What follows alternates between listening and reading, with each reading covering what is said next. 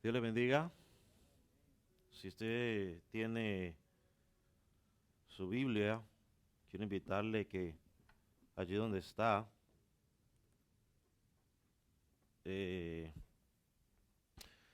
busque en su palabra el tema que vamos a estar meditando el día de hoy. Vamos a estar meditando en Colosenses bajo el título Frutos del conocimiento de la voluntad de Dios. La semana pasada comenzamos a hablar sobre el conocimiento de la voluntad o el verdadero conocimiento y vamos a mirar o vamos a meditar en el fruto. Si lo tiene puede indicar con amén. Y vamos a volver a leer. ¿Esto qué es? Un rayo, no puede ser. Vamos a leer del versículo 9 en adelante, Colosenses, capítulo 1. Dice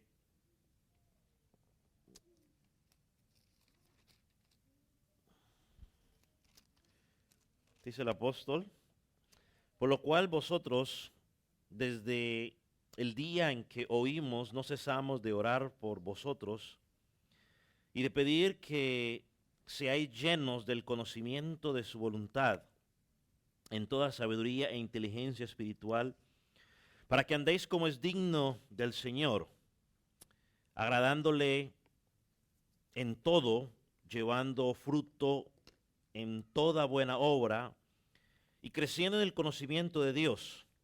Fortaleceos con todo poder, conforme a la potencia de su gloria, para toda paciencia y longanimidad, con gozo, dando gracias al Padre que nos hizo actos para participar de la herencia de los santos en luz. Amén. Puede tomar asiento. La semana pasada comenzamos a orar o a hablar, sobre esta oración del apóstol Pablo a favor de los hermanos de Colosa, la cual podemos aplicar hoy para nuestra vida y decir que también era a nuestro favor. Y si tuviéramos que resumir esta oración, digamos, en una idea central, podría ser de la siguiente manera: que el apóstol ora y pide para que los creyentes puedan andar como es digno, agradándole en todo. Y para que esto sea posible es necesario que ellos sean llenos del conocimiento de la voluntad de Dios en toda sabiduría y inteligencia espiritual. Es decir, el apóstol Pablo está pidiendo de que tengamos, y vamos a ponerlo aquí, un entendimiento. A ver, con este. Está pidiendo que tengamos un entendimiento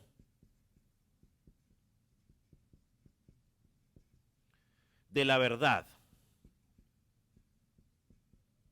O sea, no solo saberla, sino entenderla, porque hay muchos que saben la verdad y en estos días más que nunca la necesitamos, ¿no? Personas que saben la verdad, pero que no la han entendido, porque si la hubieran entendido, pues no estarían haciendo o viviendo de la manera que están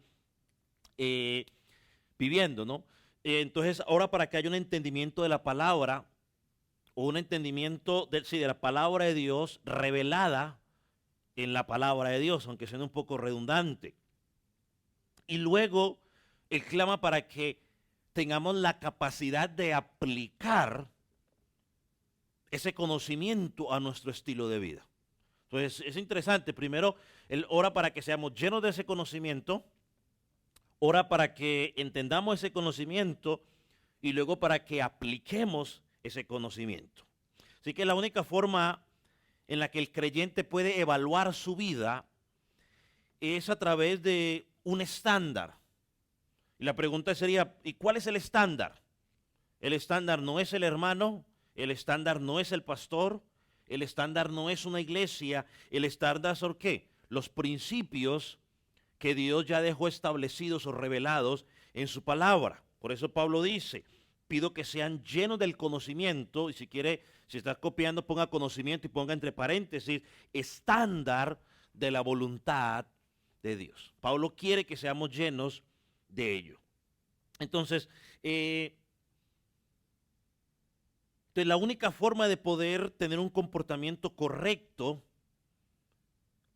es tener el conocimiento correcto.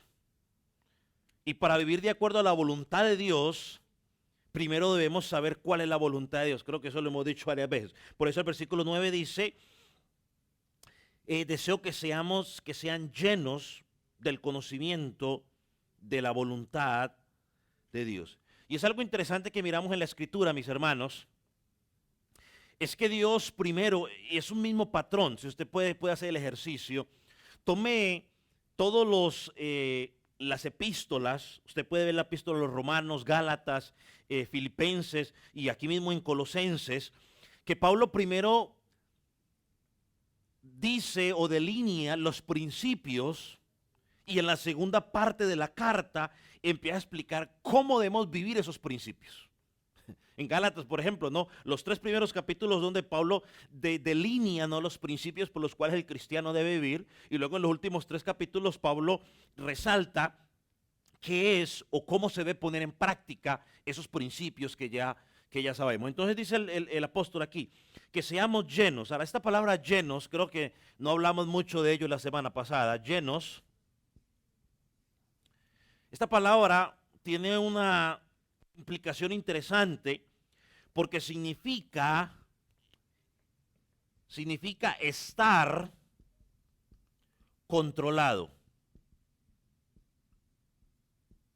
Eso es lo que significa esa palabra llenos. Estar controlado. Estar bajo el control de algo. En este caso sería estar controlados o estar bajo el control de quién. ¿O de qué? Perdón. Ajá, de la palabra. Si usamos bien el texto sería estar controlado por la voluntad de Dios. Y dijimos que la voluntad de Dios no es tanto tratar de averiguar con qué me voy a casar, qué carrera voy a estudiar, sino más bien los principios que Dios dejó ya marcados en su palabra. Por ejemplo, cuando la palabra en Hechos capítulo 4:31, no lo busque, ahí nos habla que los discípulos estaban llenos del Espíritu Santo. Entonces, ¿qué es lleno del Espíritu Santo? Saltar, brincar, correr, hablar en lenguas, como dicen algunos, no. Ser lleno del Espíritu Santo simplemente es estar, ¿qué? Controlado por el Espíritu Santo. Estar bajo el control del Espíritu Santo.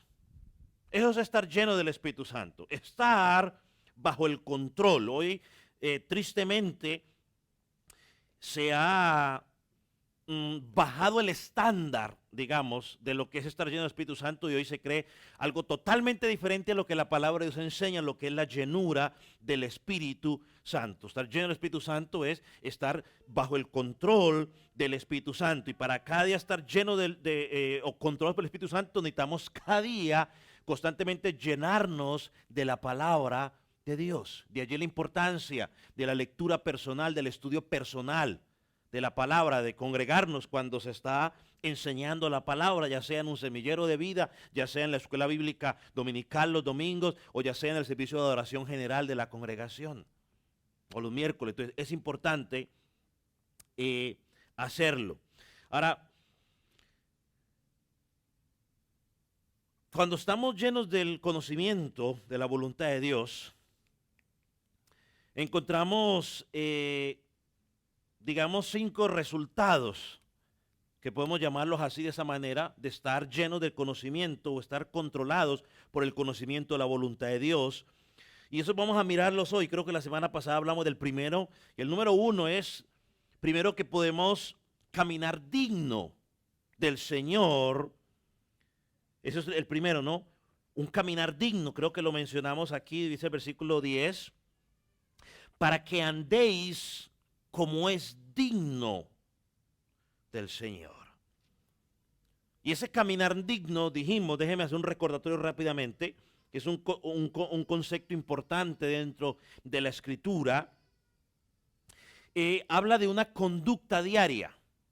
habla de un estilo de vida. Es una imagen cotidiana, y lo que significa estar lleno, andar digno del evangelio del Señor, es cuando somos dominados por el conocimiento de Dios, dominados por los principios de Dios, y los aplicamos en nuestro estilo de vida. Y una de las cosas que comparto constantemente, o sea, de nada sirve saberme muchos versículos si a la hora de ponerlos en práctica no los pongo en práctica. A la hora de buscarlo, por ejemplo, y de hecho hoy lo publiqué en las redes sociales, ¿no? Que estaba pues meditando en esto, y vino ese a mi mente, simplemente lo escribí, pues lo puse así. Corintios dice que Dios ama al dador alegre, y que toda gente tiene que dar como propuso en su corazón, no por tristeza, no por necesidad, porque Dios, algunos dicen Dios bendice, no dice bendice, Dios ama al dador alegre. Y sin embargo hay una cantidad de personas que repiten ese versículo sin ton ni son, pero muchas veces están dando, no con alegría, están dando con un corazón codicioso. ¿Qué es dar con un corazón codicioso? Esperar algo a cambio, que yo le voy a dar a Dios $10 para que Él me multiplique y me dé 100.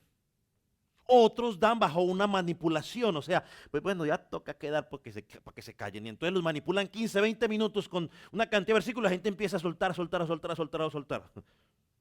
Entonces, hermano, es estar lleno del conocimiento de Dios y aplicarlos.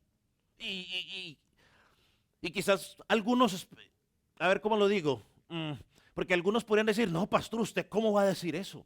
Bueno, pues tengo que decirlo. El versículo dice como cada quien propuso. Si usted propuso en su corazón dar $2, pues eso fue lo que usted propuso. ¿Quién va a pelear con usted? Pero si lo propuso realmente de corazón, ¿no? Pero yo otra cosa entiendo, ¿no? Que cuando, bueno, sí, dejémoslo ahí, para no enredarlo más. Entonces, somos llamados a eso, ¿no? Y es cómo aplico ese principio a mi estilo de vida. ¿Cómo aplico esa palabra de la verdad que estoy conociendo en mi estilo de vida? Y yo lo hablé en las ofrendas, pero en la escuela, ¿cómo los jovencitos pueden aplicar la palabra que están aprendiendo en la escuela dominical, en el servicio de adoración?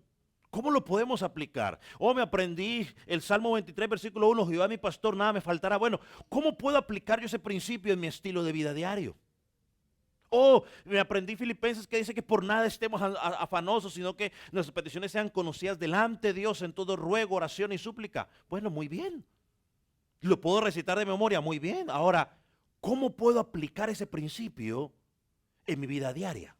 Cuando la ansiedad me está inundando. Y así podríamos empezar a citar una cantidad de versículos. Así que, aunque es una labor que puede sonar difícil, pastor, caminar digno del evangelio en un mundo caído, eso suena difícil y suena imposible. Bueno, en nuestras propias fuerzas es imposible, pero como veremos más adelante, por eso el Señor dejó al Espíritu Santo para fortalecernos con toda potencia, la fortaleza de su poder, para que podamos vivir en este mundo caído, en esas luchas que tenemos, de una manera digna del Señor. La semana pasada hablamos un poco de ello. Hoy miremos el segundo punto. Otro de los beneficios que encontramos de ser controlados por el conocimiento de la voluntad de Dios, hermanos, es que experimentaremos no solo un caminar digno de Dios, sino que experimentaremos una vida fructífera. Una vida fructífera, o una vida que da fruto. Una vida que da fruto. Recuerda el Salmo 1, ¿no? ¿Cuándo recuerda el Salmo 1? ¿No acuerdan ustedes? El Salmo 1, ¿saben lo que dice el Salmo 1? Y de hecho nos compara, porque ahí el Salmo 1 nos compara a los justos, a los hijos de Dios, nos compara como ¿qué? ¿Como un qué?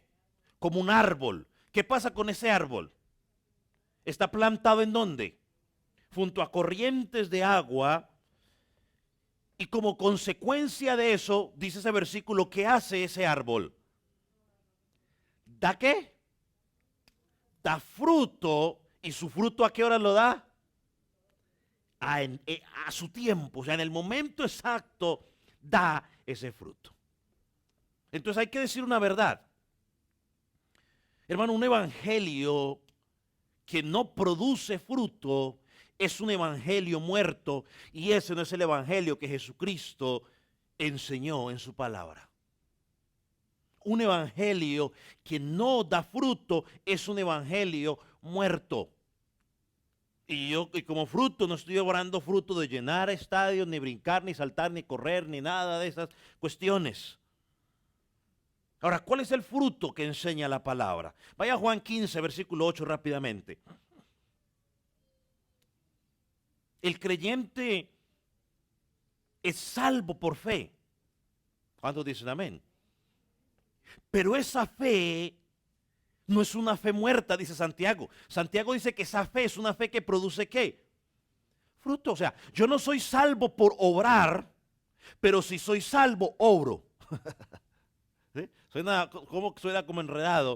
O sea, no soy salvo por las obras, pero si soy salvo, voy a hacer obras como evidencia. Esa es la tesis o el argumento de Santiago. Pero bien lo que dice Juan capítulo 15, versículo 8, muy conocido por nosotros. Y en esto es glorificado mi Padre, dice el Señor Jesús. ¿En qué es glorificado? En que llevéis mucho fruto y que seáis mis discípulos. Entonces, mire, Jesús obra la salvación en sus hijos, ¿cierto? Y cuando esa salvación está obrando en nosotros, produce fruto y Dios es glorificado. ¿Por qué Dios es glorificado? Porque los frutos que estamos dando están evidenciando que Dios tomó a un muerto, Jesús tomó a un muerto, lo resucitó y ahora lo pone a vivir una vida diferente. Así que cada vez que usted y yo damos frutos, hermanos, Dios Padre, Dios Hijo están siendo glorificados. Mire el versículo 1 de Juan, de ese mismo capítulo. Dice, yo soy la vid verdadera, mi Padre es el labrador. Versículo 2, todo pámpano que en mí no lleva fruto lo quitará, y todo aquel que lleva fruto lo limpiará, para que lleve más fruto. Vosotros estáis limpios por la palabra que os he hablado. Permaneced en mí y yo en vosotros, como el pámpano no puede llevar fruto por sí mismo, si no permanece en la vid, así tampoco vosotros, si no permanecéis en mí. Ese es Cristo hablando. Yo soy la vid, vosotros los pámpanos, el que permanece en mí y yo en él, este lleva fruto, porque separados de mí nada podéis hacer. Hay creyentes que recitan el versículo de memoria, así lo recitan, pero en la práctica actúan como si estuvieran separados de la verdadera vid. Cristo es claro y dice ahí, yo soy la vid y el que permanece en mí lleva fruto. Ahora, es claro también que no todos producimos la misma cantidad de fruto. La Biblia misma explica que hay algunos que producen al 30, otros al 60, otros al 100 por uno. O sea, todos tenemos que producir fruto, pero obvio no todos producimos la misma cantidad de fruto. Así que el punto no es aquí quién produce más o quién produce menos. El punto es que no importa si produces 10, pero tienes que producir fruto. Porque algunos van a producir 10, otros 20, otros 30, otros 40, no sé, el número que usted le quiera poner. Pero la idea es que se tiene que ver ese fruto produciéndose en nosotros. Ahora, ¿cuál es ese fruto? Uno podría preguntar, bueno, yo creo que el versículo 10 nos da la respuesta. Dice, llevando fruto, ¿en dónde? ¿En dónde lleva ese fruto? ¿Qué dice ahí? ¿Qué dice el pasaje? En el 10. Estoy en el 10 allá en Colosenses otra vez, perdón. Perdónenme, yo creo que estaban buscándole en el 10, el 15:10. No, ya no regresamos otra vez a Colosenses, ya, mi culpa. ¿Qué dice el versículo 10? para que andéis como es digno del Señor, agradándole en todo. Ahí va, llevando fruto, ¿en qué? En toda buena obra. Hermano, ese es el fruto. Es decir, que en toda cosa que usted y yo hagamos, le mostremos al mundo de que somos diferentes. Mire, cuando usted y yo le testificamos a un perdido de Cristo, estamos llevando fruto. Ya sea que el perdido esté dentro de la iglesia o esté fuera de la iglesia. Porque usted no lo cree, hay perdido dentro del templo, ¿no? Perdón. No, si está en la iglesia, no, si es iglesia ya no está perdido. Pero es en el templo, ¿no? Aún dentro o fuera del templo, entonces cuando usted testifica, usted está llevando fruto.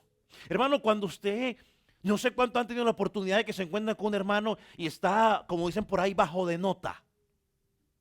¿Cierto? Está así como medio achicopalado, medio así. Y usted se sienta con él y usted empieza a decirle, no, mira hermano, es que la palabra de Dios dice, levántate, levántate. Usted está llevando fruto. Ahora, pero usted, el hermano está achicopalado, no, triste, lo que sea, porque de pronto lo miraron mal y usted empieza, no, pues fíjate que a mí también ese hermano me miró mal. Es que hay algún problema, ¿cierto? No, bueno, usted está llevando fruto, pero el diablo. Sí, hermano, cuando usted se sienta con algún hermano, cuando usted, un hermano le dice, hermano, tengo, no sé, una cita médica mañana, tengo una corte, no sé, de migración, de un ticket, de lo que sea, y usted dice, hermano, venga, vamos a orar juntos. Vamos a orar juntos para que Dios lo respalde. ¿Sabe qué está haciendo usted allí? Está llevando fruto en toda buena obra. Y a eso, esos son los frutos que Dios está pidiendo que hagamos. Predicar la palabra. Cuando alabamos a Dios, Hebreos 13 dice que habla de frutos de labios. Cuando usted y yo alabamos a Dios, estamos dando fruto. Cuando usted alaba con un corazón sincero delante de Dios, ya, independientemente si levanta bajo las manos, si aplaude o no aplaude, eso ya es up to you, como dicen allá en Colombia, ¿no? Up to you. Pero lo importante es que cuando usted abra sus labios, ya ahora ya no sabe muy bien si están cantando o no, porque pues las mascarillas, pero solo Dios sabe. Pero hermano, pero que cuando yo esté entonando el cántico que está entonando, que sea un fruto verdadero para el Señor. O sea, como congregación nos hemos tomado el ministerio, los hermanos que trabajan en la alabanza, nos hemos tomado la molestia, llamémosla así, de que las alabanzas que entonemos en la congregación tengan buena teología, que glorifiquen el nombre del Señor, que hablen verdades bíblicas para que cuando la estemos entonando no sea simplemente un cántico ahí al azar para que como que una parte más que tenemos que cumplir, no. Sea algo que vaya dirigido a Dios, que presente verdades bíblicas y que el creyente pueda dar unos frutos de alabanza al Señor dignos. No es lo mismo decir, yo danzo en el río de Dios, yo danzo en el río de Dios, que decir, oh, al que está sentado en el trono. A Él sea la gloria. No, yo me pregunto, ¿en qué se glorifica a Dios de que yo dance en un río?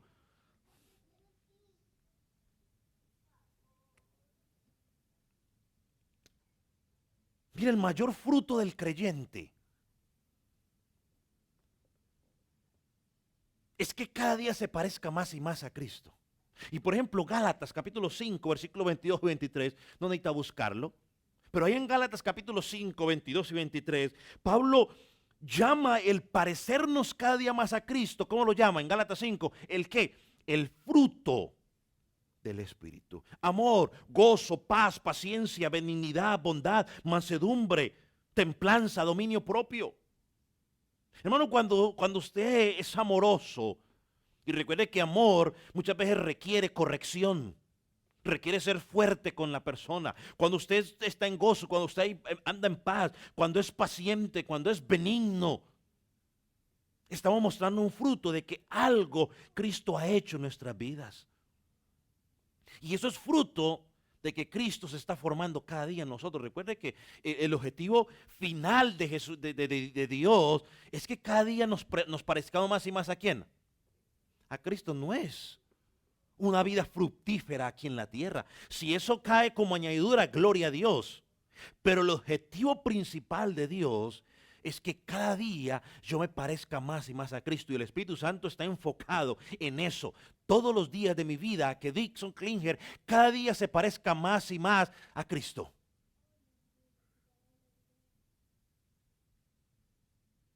Y mire algo, volviendo ahora ¿a dónde? A Juan 15.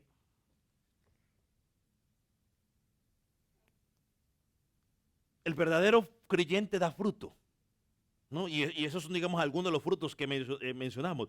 Pero dice que el que no da fruto, allá en Juan, en el versículo 2, ¿qué va a pasar con eso? Con ese que no da fruto, dice, será quitado. El que no da fruto será quitado. Explico un poco allí. Estas son las personas que en apariencia parecen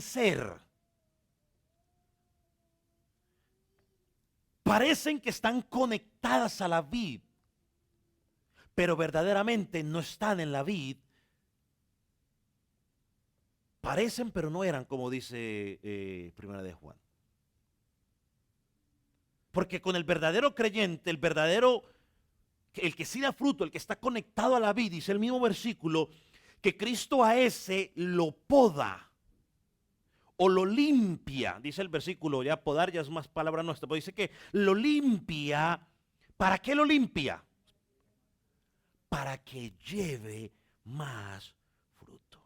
Ahora, yo no sé mucho de esto porque a mí de las matas no me gusta. Ni siquiera que me pidan que las mueva de un lado a otro cuando está haciendo frío. Ni siquiera eso quiero yo que me pongan a mí cuando cuento las matas. No me gusta. A mi esposa sí le gusta ese cuento. Pero tengo entendido más o menos, ¿no? Que hay un tiempo necesario o importante donde a las matas o a los árboles o a lo que sea hay que podarlas o limpiarlas. Y el propósito, según los que saben, es para que luego crezca más que más bonito, mejor. Eso tengo entendido yo. Si hay algún más experto que yo en eso, me dice si estoy bien o estoy mal. Estoy bien, ¿cierto? Eso es lo que hacen. Bueno, mire, interesante. Cristo con el verdadero creyente, eso es lo que hace. Cristo constantemente al verdadero creyente lo va limpiando, lo va apodando. ¿Cómo? No sé, Él sabrá cómo lo hace. Y con cada persona lo hace de una manera diferente. No hay un patrón. Yo no le puedo decir a usted, y como Dios lo hizo conmigo, así lo hará contigo. No, no, no. Dios obra de manera especial con cada quien. Pero que nos poda a los que son verdaderos hijos de Dios, nos va limpiando para que cada día podamos dar más y más fruto. Pero los falsos, a los que parecen ser pero que no son, a los que podríamos llamar, o como lo llamaremos el domingo, cizaña, dice que eso los va a quitar.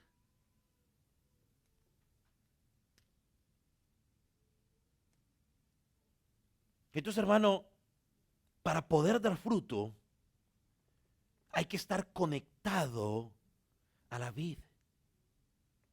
Por eso dice el versículo 2, creo que es, el que permanece en mí y yo en él, da mucho fruto. O sea que para dar fruto usted tiene que permanecer en él.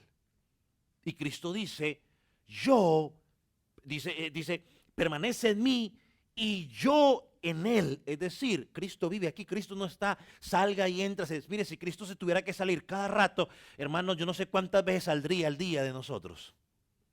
Bueno, por lo menos de mí, no sé de usted.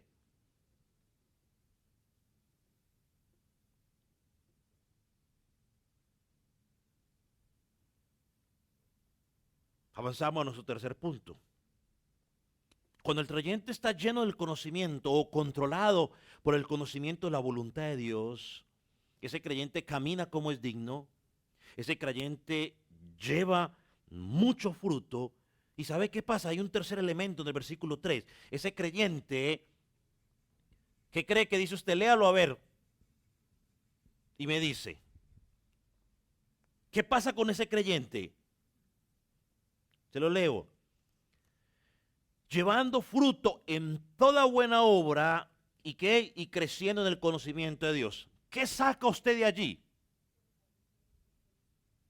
¿Qué pasa con ese creyente? Camina digno, ese creyente da fruto y en tercer lugar, ¿qué es ese creyente? ¿Cómo? Ese creyente está ¿qué? Creciendo en el conocimiento de Dios o de la voluntad de Dios. Interesante. Mire cómo se va encadenando la cosa. Ahora yo le hago una pregunta, o sea, ¿qué podría significar para usted crecer en el Señor? Cuando usted le dice a alguien, a un niño, oh, ese niño está creciendo, ¿a qué está apuntando? Ok, a estatura, ¿qué más? ¿A qué más estamos apuntando cuando le decimos al niño, uy, pues está creciendo? Un conocimiento de la palabra de Dios. ¿Qué más? Mire, esta es una frase que las mujeres le dicen mucho a los jovencitos. Bueno, a mí me lo decían mucho las chicas en cierta edad. ¿Qué es lo que decían ustedes? ¿Cómo? Madure, ole. ¿O no, mujeres? Esa es típica de la mujer a los muchachos. Oiga, madure a ver. ¿No? Hermano, ese crecer implica que vamos madurando, o sea, no solo en estatura, porque ahí, a ver, ¿me confieso o no me confieso? Porque a ver cómo le digo, usted puede ir creciendo en estatura, pero sin ir madurando. Mi esposa siempre me va a confesar, mi esposa siempre me acusa. Dice, no, si él como que maduró fue ya tardecito, me dice ella. Ya, aún dice ella que yo estaba casado con ella y ahí apenas iba todavía madurando. Siempre, siempre. Ella dice eso, pues todo hay que decir que sí. Dicen por ahí que las mujeres maduran más rápido que los hombres, ¿no? Pues eso dicen, no sé si se haya comprobado, pero otro día entraremos en esos detalles. Pero yo conocí a personas que pueden tener 20, 25 años y todavía parece que tuvieran 10. O sea, altos de estatura, de edad, con barba y toda la cuestión, pero piensan y actúan como si tuvieran 15 años. Entonces, Pablo está diciendo aquí, esta gente, estos creyentes, el creyente controlado por el conocimiento de la voluntad de Dios, no solo da buenas obras, no solamente da fruto, aquí los tengo, 2, 1, 3, ese creyente crece, es decir, ese creyente va madurando. A ese creyente ya no le meten el dedo en la boca y le dan atole. Como dicen los hermanos mexicanos, es que me quiere dar atole con el dedo. Me imagino que lo que quieren explicar ahí es que como que me tratan como, no sé, como un bebé, como si hubiera nacido anoche. Eso, como que me están engañando. No, hay muchos que hoy todavía siguen ese concepto. Efesios lo mencionamos hace un rato. 4:13 dice que Dios anhela o quiere que podamos llegar a la plenitud de la estatura de ¿quién? De Cristo. Eso es ir madurando. Eso es ir madurando. O sea, usted tiene que decir, bueno, si usted tuviera que hacer un análisis de su vida cristiana cuando empezó a donde está ahora, ¿usted puede decir que ha ido madurando? ¿Usted puede decir que sigue siendo el mismo o sea, estancado? Ya tiene que usted examinar. Pero esta palabra donde dice, creo que la voy a poner al frente, donde dice, y creciendo en el conocimiento de Dios, se puede aplicar de dos maneras, dicen los estudiosos, ¿no? Según ellos no se ponen muy de acuerdo en cuál es cuál, pero creo que las dos las podemos aplicar. Pero esta frase, creciendo en el conocimiento de Dios, puede aplicarse primero de esta manera. El creyente debe crecer en el conocimiento de Dios o el crecimiento del creyente depende del conocimiento de Dios. Lo digo una vez más. Se puede aplicar de esas dos maneras. Bueno, qué bien que aquí la pusieron las dos junticas. No sé cómo salga en vivo, pero allá en las redes sociales. Pero aquí salió las dos junticas, muy bien. También, gloria a Dios. Están poniendo energéticos los hermanos del sistema. Dice, El creyente debe crecer en el conocimiento de Dios, se puede aplicar de esa manera, o el crecimiento del creyente depende del conocimiento de Dios. Ahora, ¿cómo podemos digerir esto? Hermano, en la medida que crecemos en el conocimiento de Dios, el creyente va creciendo espiritualmente. Entre más usted conozca a Dios, usted va a crecer espiritualmente. Y si el creyente está creciendo espiritualmente, es porque está creciendo en el conocimiento de Dios. O sea, las dos van de la mano. Regresando a lo que yo dije la semana pasada, donde el término teología a algunos los llena de pánico, les da un ataque de pánico cuando escuchan la palabra teología. Y le digo algo, ¿no?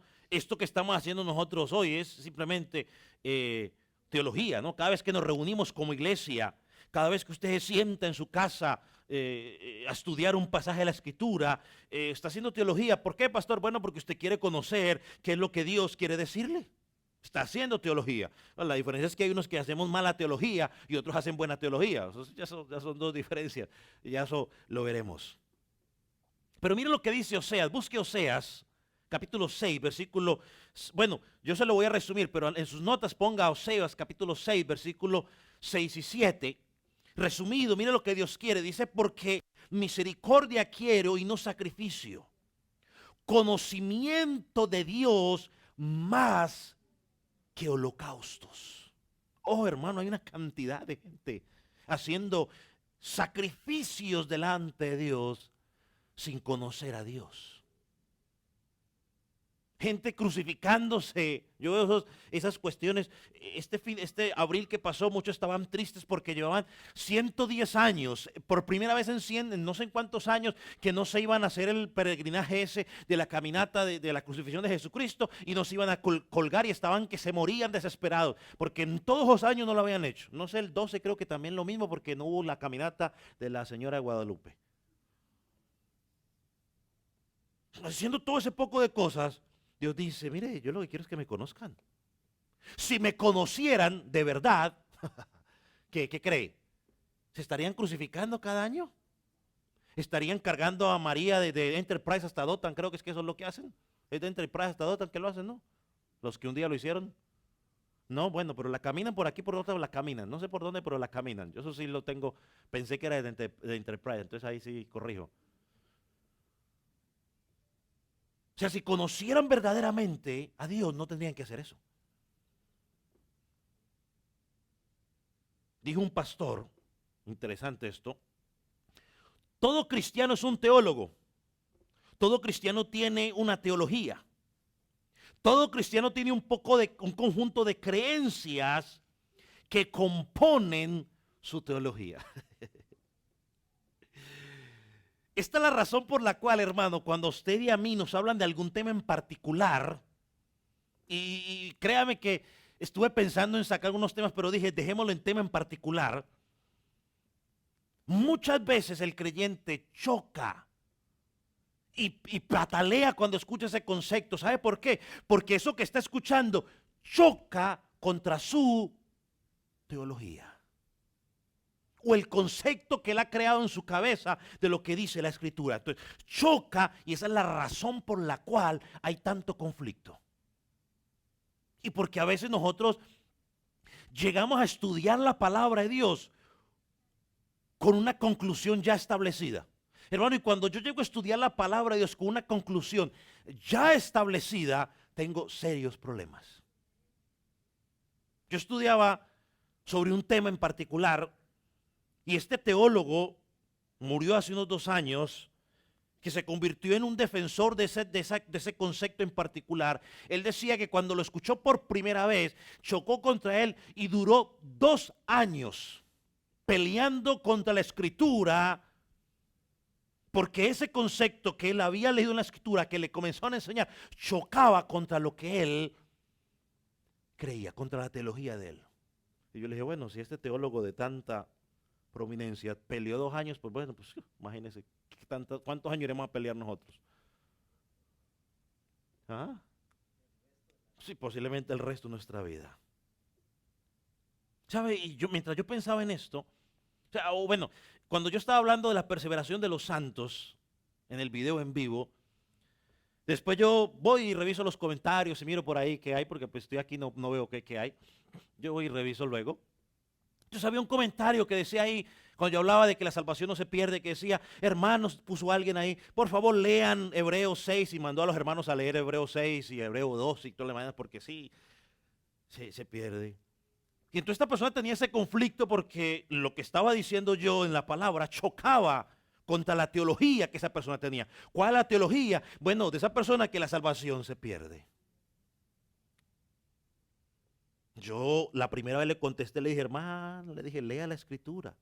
Porque de hecho Hebreos 6, si enseñara que que la salvación se perdería, ahí mismo nos da la respuesta, dice que es imposible recuperarla. Así que si se perdió, se perdió. Luego me mandó entonces para Hebreos 2, entonces ya dije, no, la página de la iglesia no es un tema de debate, así que no le quise contestar. No era porque no tuviera argumentos, sino que dije, no, la página esa de la iglesia es para presentar los servicios a los que no están y uno que otro comentario y saludos, pero no es para debatir, entonces no seguí con el debate. Pero entonces choca. Cuando yo hablaba con una persona, este sí lo puedo decir, porque es, no va a cerrar usted su mente. Y yo le explicaba sobre la Virgen María. Y esta persona me decía, no, pero es que no puede ser, pastor. Si es que a mí toda la vida me enseñaron que era María. Entonces, pastor, ¿cómo va a ser que mi mamá, sí me dijo, mi mamacita esté equivocada? Le dije, lo siento decirle, pero su mamacita estaba bien equivocada. Porque María fue simplemente una mujer así como usted, que Dios en su gracia, por eso dice, llena eres de gracia, o sea, en su gracia, la gracia de Dios la decidió elegir a ella como pudo haber elegido, no sé, a Elizabeth, como pudo haber elegido, como eligió a Elizabeth para ser la mamá de Juan, como pudo haber elegido, no sé, a Juana, Pancracia, la que sea. Decidió elegir a María por gracia. Pero ella luego dice que reconoció a Cristo como su Salvador. María necesitaba un Salvador, María necesitaba a Cristo. Entonces y muchos de ustedes quizás que hoy están aquí, que un día eran marianos, que caminaban con la guadalupana el 12 de diciembre y todo ese rollo, al principio cuando les presentó la teología bíblica, fue un problema para usted porque usted tenía su teología ya establecida. Y yo pensaba, cuando pensaba en esto, y me hacía esta pregunta, y se la voy a hacer hoy a usted, no sé, para que usted la medite. ¿Será que lo que nosotros creemos que dice la Biblia, o será que nosotros realmente creemos lo que dice la Biblia, aunque no lo entendamos, porque es la palabra de Dios?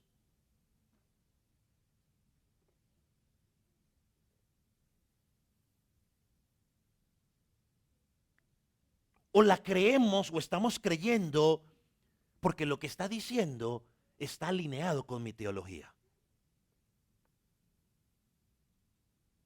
Se lo digo una vez más. ¿Será que yo creo lo que dice la palabra de Dios, aunque no entienda, porque es la palabra de Dios?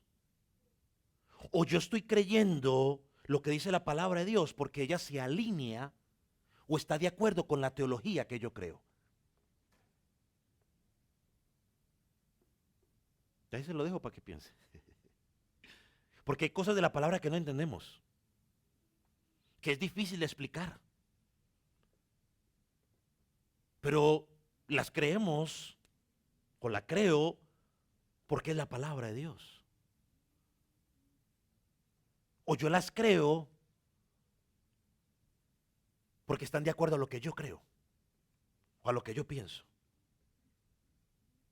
¿Sabe por qué muchos cristianos viven una vida mediocre? Que no debería ser así. Porque su teología acerca de Dios es ¿qué? Es mediocre. Porque no están creciendo en la sana teología. Y cuando digo sana teología, estoy hablando en el sano conocimiento de las verdades de Dios en su palabra. ¿Sabe por qué, por ejemplo, ponerle un ejemplo en particular? ¿Sabe por qué muchos creyentes no se congregan por regularidad, con regularidad, no sacando a los enfermos y los que trabajan? ¿Sabe por qué muchos creyentes no se congregan con regularidad? Porque tienen un concepto de Dios equivocado. Porque en su teología creen que no es necesario congregarse. Porque si ellos conocieran bien a Dios y tuvieran un concepto claro de la teología de Dios y la importancia de que el pueblo de Dios se congregue, ellos se congregarían. Y no importa cuántas veces los pastores lo expliquen con bases bíblicas para aquí y para allá, eso no importa, porque es que la Biblia está tan claro como canta un gallo. Está tan claro la necesidad de congregarse, y sin embargo muchos creyentes no se congregan simplemente por pura y física pereza. No es ni por enfermedad, no es ni por trabajo, ni es ni por siquiera una situación que valga la pena, porque a veces hay situaciones que toca. Estoy sacando esas tres. Pero muchos no se congregan simplemente por pura y física pereza. Y le digo algo más, y quizás moleste a alguno. Siguen todavía con la teología católica romana. Voy el domingo a cumplir con mi obligación religiosa. Y una vez cumplido con mi obligación religiosa, listo. Chacaplum, pongo el check mark de que ya fui a la iglesia el domingo y listo, nos vemos. Esa es la teología romana. Y si hay bautizos, pues bueno, en el concepto de ellos, no, los bautizos, las bodas, por aquí, por ahí, entierros, por ahí aparecen, el Semana Santa, no sé qué. Es más, me atrevería a decir que aún dentro de la cultura norteamericana muchos viven de esa manera. Usted los ve ¿cómo se llama ese día? El Easter que le llaman ellos. Eso está a reventar, eso parece como si fuera el Super Bowl. Está a reventar, eso está así. Luego se desaparecen hasta el próximo año. Van a cumplir su obligación religiosa anual. ¿Por qué pasen eso? Porque su teología es una mala teología. Porque su concepto de Dios es un mal concepto de Dios. Y por lo tanto, esos son personas que no están creciendo, aunque le reciten versículos bíblicos de memoria a todos los que usted quiera. La gente pide, oren por mí, pastor, para que yo pueda crecer espiritualmente. Y piensan que crecer espiritualmente es como si yo agarrara una varita y dijera, abracadabra, patas de cabra, plin, crecimiento espiritual. La gente, no. El crecimiento espiritual requiere sacrificio, requiere entrega, requiere voluntariamente comprometerse con Dios a hacer lo que yo tengo que hacer. Crecimiento espiritual no llega porque usted viene hoy los miércoles. El crecimiento espiritual llega porque usted tiene un estudio constante, un compromiso constante de buscar el rostro de Dios y querer conocer más y más de Dios. Y eso no llega de la noche a la mañana. Requiere disciplina, lo que no nos gusta. Hermano, crecemos espiritualmente por medio del conocimiento de Dios. Mientras más conocemos a Dios, más crecemos. Entre más conocemos a Dios, más grande lo vemos.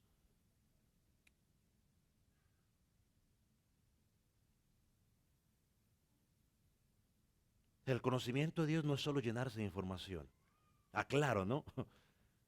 Porque no es solo llenarse de información, o sea, información, queremos que por ser computadora, que sabe mucha información, no es solo llenarnos de información.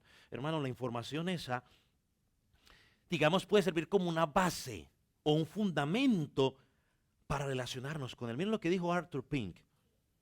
Él dijo lo siguiente: el fundamento de todo verdadero conocimiento de Dios debe ser una clara comprensión mental de todas sus perfecciones, como ha sido reveladas en la Escritura. Un Dios desconocido no puede ser confiado, ni servido, ni adorado. Un Dios desconocido no puede ser servido, confiado, ni adorado. Por eso mucha gente vive la vida cristiana como la vive. Porque tienen un Dios aquí. El Dios que ellos se han imaginado, como decíamos el domingo. El Dios de amor, amor, amor. El Dios de, Dios perdona, Dios perdona. El Dios yo creo que el congregarme no me salva. Yo estoy 100% convencido que el congregarme no me salva. Eso no me salva. Pero también estoy convencido que el congregarme tiene una importancia en mi crecimiento espiritual. Creo que la chica que estaba orando hoy al principio dijo que gracias Señor porque podemos congregarnos para tener comunión como iglesia. Yo dije, para que podamos, cuando estaba diciendo tenemos una mejor comunión, yo dije con Dios, dije, pero ¿cómo hacernos? Dije una comunión como iglesia. Bueno, cuando nos congregamos tenemos comunión, aún aunque ahora no armamos tanto así, pero sin embargo esa oportunidad de tener la comunión, de ver a mi hermano en Cristo, de compartir con él.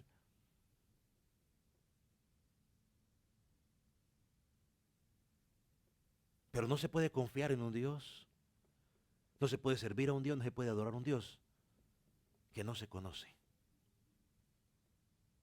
Y por lo tanto no hay crecimiento espiritual y por lo tanto pues menos vamos a aplicar, porque si que voy a aplicar algo que no sé.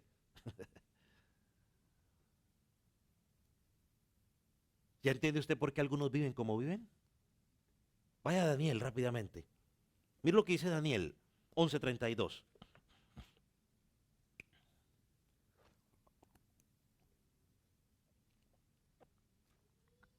Y se lo voy a leer en dos versiones porque la segunda versión me gustó como lo dice, lo aclara un poco más.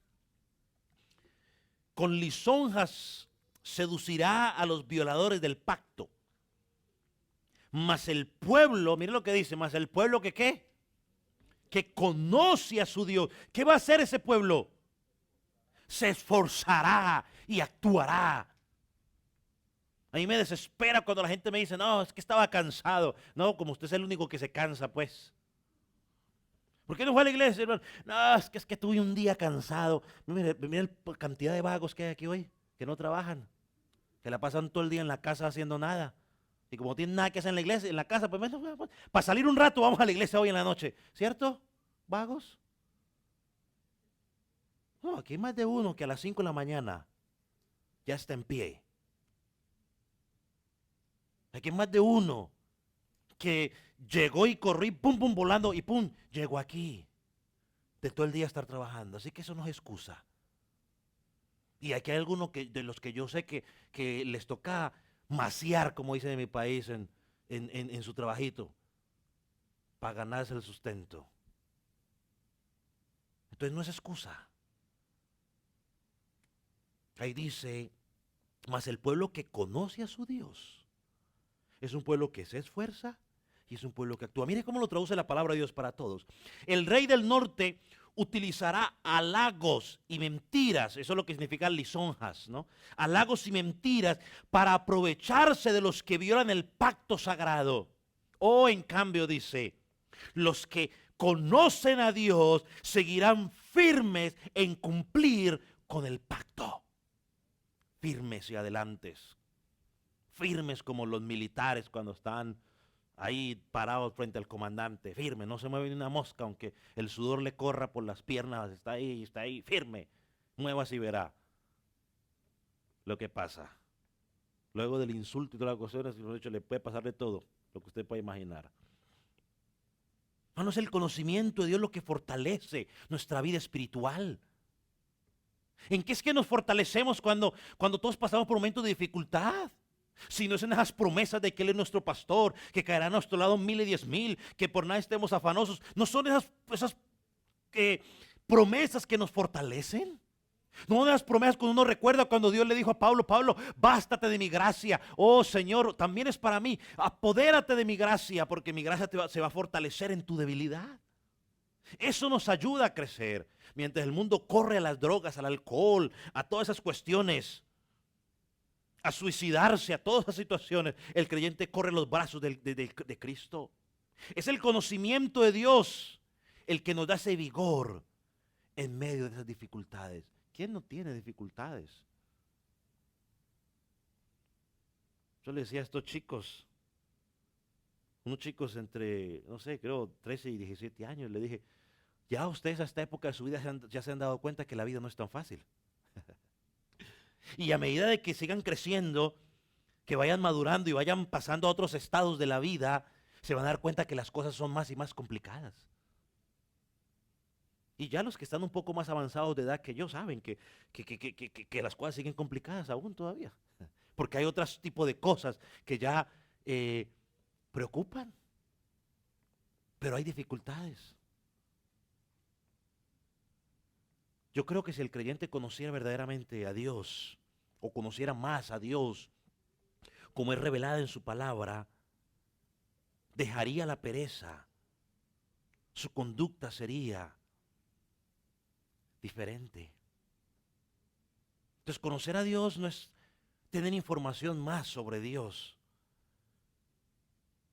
Conocer a Dios es agarrar esa información y relacionarme mejor con Él. O sea, yo sé lo que a Él le gusta, entonces yo hago lo que a Él le gusta. ¿O no? Entonces yo tengo la información de qué es lo que a Dios le gusta, qué es lo que Dios pide de mí. Yo tengo la información de qué es lo que Dios mira en mí. Entonces, ¿qué voy a hacer? ¿Lo contrario? Pues no. Si lo conozco, voy a hacer lo que Él pide de mí.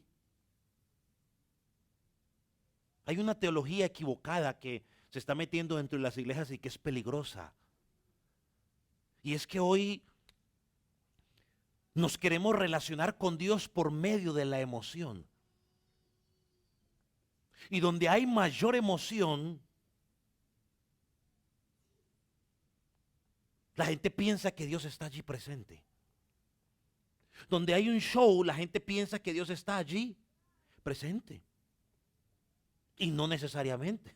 Yo entiendo que Dios nos dio emociones y hay momentos donde usted piensa en lo que Dios ha hecho por usted. Hombre, y usted siente deseos de llorar, de tristeza cuando usted peca contra Él. Usted siente ese dolor en su corazón, ese llanto porque pecó contra Dios. Pero también entiendo de que yo no me voy a relacionar con Dios únicamente por las emociones. Porque las emociones son ¿qué? Cambiantes. Hoy puedo estar contento por no sé qué cosa, pero mañana puedo estar triste por otra cosa. Cuando yo pastoreaba en la primera iglesia en la que tuve el privilegio de pastorear en Clinton, Carolina del Norte, sufrían de ese mal peligroso. Yo asumo que todavía sufren de ese mal peligroso. Donde ellos pensaban y esa gente era de campaña en campaña porque por alguna razón desconocida o de pronto conocida, ellos pensaban que la presencia de Dios se movía únicamente en las campañas, así que había hasta competencia de campañas. Y era un pueblo mucho más chiquito que esto, yo creo que cabía no sé cuántas veces cabe aquí ese pueblo, pero había más iglesias de las que usted se puede imaginar, habían como 10 iglesias en un pueblo chiquito. Y como había una radio, entonces hoy salía a la iglesia, no sé, tal cosa, campaña con no sé quién y no sé quién. Al día siguiente salía a la otra iglesia con campaña a la misma hora, para que no fueran a las otras campañas, porque la gente sufría del mal del saltamonte, se la pasaban de campaña en campaña, de iglesia en iglesia, buscando una presencia de Dios. Porque creen que Dios se relaciona por medio de ello. Hermano, yo creo que necesitamos buscar el conocimiento de la verdad de Dios en su palabra y no una experiencia emocional. Porque la gente busca experiencia emocional, donde se sienta que algo está pasando, una experiencia mística, que no sé qué, que sé cuántas, para creer que Dios está aquí. Hermano, yo creo que Dios está aquí. Dios no necesita que me pongan los pelitos de punta o que alguien llore para que yo crea que Él está aquí. No, Él está aquí. ¿Por qué está aquí? Porque Él prometió que cuando se reúnen en el nombre de Él está presente. ¿Por qué está aquí? Porque aquí estamos tratando de honrarlo a Él. Porque aquí estamos tratando de hacer algo donde Él sea exaltado. Él no tiene que venir a decirnos, aquí estoy, o mover una silla o alguna cosa para que digamos, ay, el Señor está aquí. No, eso es brujería. Yo como pastor no tengo que decir, siento una presencia del Señor aquí. No, no, no, no, no. Eso es manipular las emociones de la gente.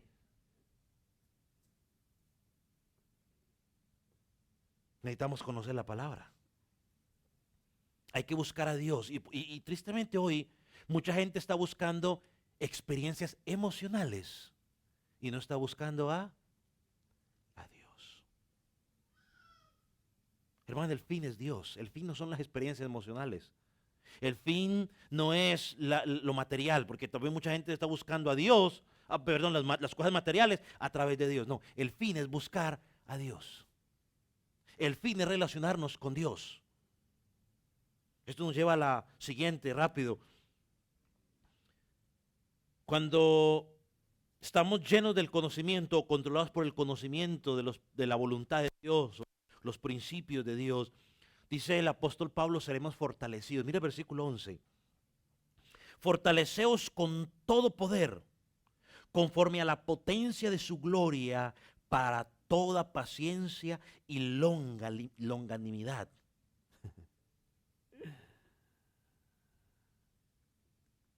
Mire lo que Pablo pide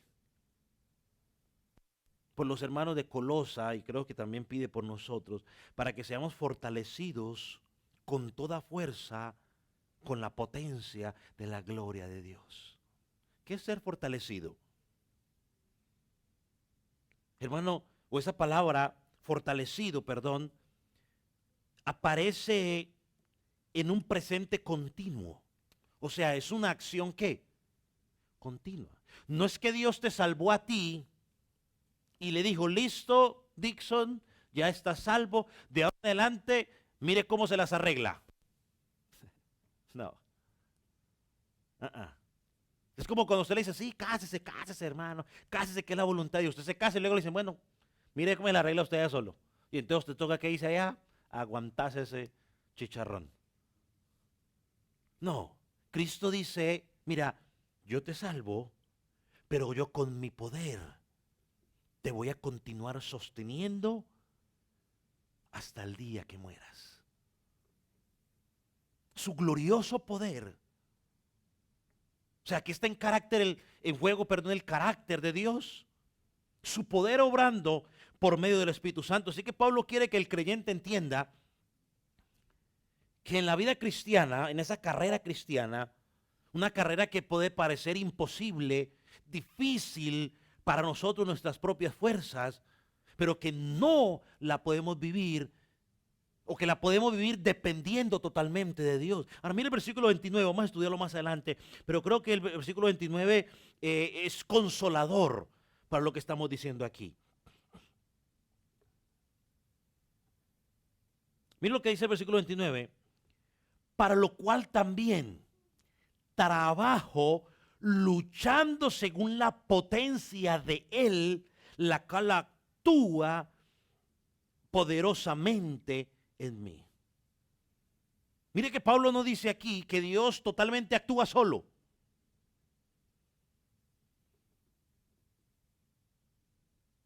Que voy a dejar a que Dios trabaje. No, Pablo dice todo lo contrario. Yo trabajo y trabajo duro, pero trabajo según la potencia de Él, operando ¿en quién? En mí. ¿No? La soberanía de Dios y la responsabilidad del hombre, trabajando juntos. Si tengo la potencia de Dios en mí, amén. Ahora, ¿cuál es mi responsabilidad? Bueno, mi responsabilidad es hacer lo que yo tengo que hacer. Y Pablo dice, yo lo hago y trabajo ¿qué? Duro. Es un sacrificio. La vida cristiana requiere ¿qué? Sacrificio. Efesios 1:19 dice, la cual la supereminente grandeza de su poder, para con todos los que creemos según la operación del poder de su fuerza. Entonces aquí lo vemos una vez más. Dios obrando en nuestras vidas, fortaleciéndonos, ya avanzando un poco, vámonos hacia el último. Dice que Él ora, ¿no? Fortaleceos con todo poder conforme a la potencia de su gloria. ¿Para qué? Para toda paciencia y longanimidad. Dos virtudes necesarias en la vida cristiana. La primera, ser pacientes, habla de ser pacientes en medio de las dificultades, situaciones difíciles. Y la segunda, longanimidad, que honestamente pensaba que significaba largo tiempo, lo asocié, ¿no? Largo tiempo, habla de ser paciente con las personas cuando somos provocados por ellas. Eso es lo que habla longanimidad. Ser paciente con las personas cuando somos provocados por ellas. Hay otras versiones que lo traducen alegría.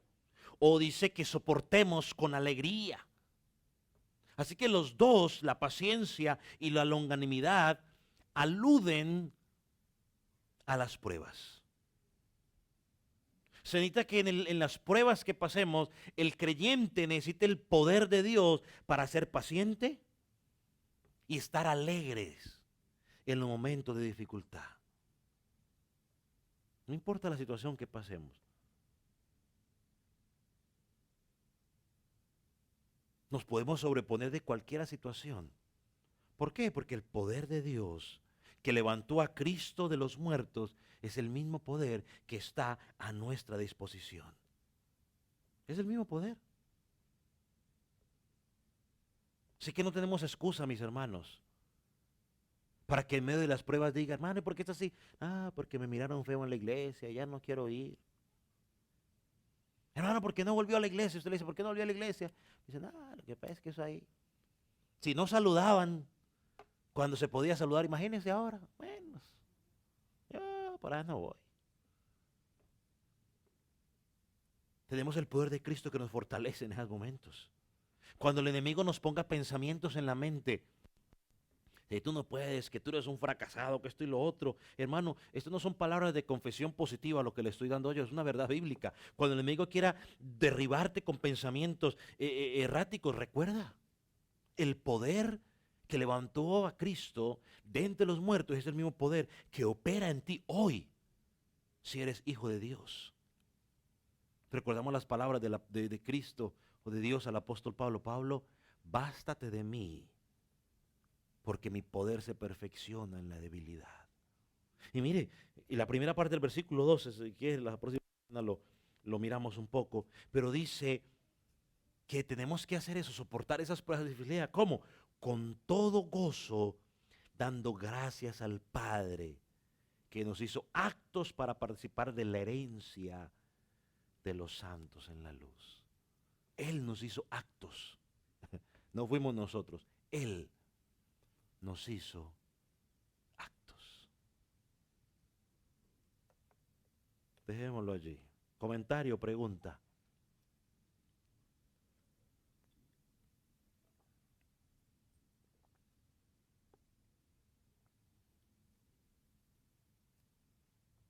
Todo claro como el agua. No hay excusa entonces. Ponga sobre sus pies allí donde está.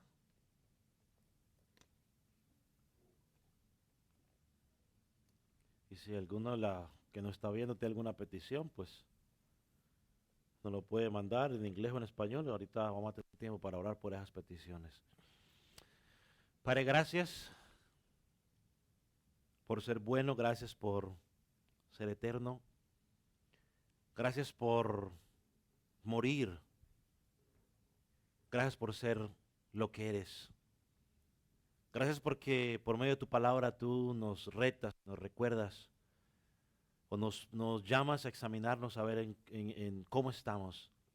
Te pedimos, oh Dios, que lo que aprendimos hoy de tu palabra lo podamos poner en práctica, cada uno de nosotros, entendiendo que al hacerlo tú estás siendo glorificado. Queremos glorificarte, no solo con palabras, queremos glorificarte con nuestro estilo de vida, queremos glorificarte con hechos. Padre, te bendecimos y te pedimos que este próximo tiempo que vamos a tener de oración a favor de las peticiones, los podamos poner en tus manos y podamos clamar conforme a tu voluntad, no conforme a nuestros deseos. En el nombre de Jesús. Amén. Si quieres, siéntese.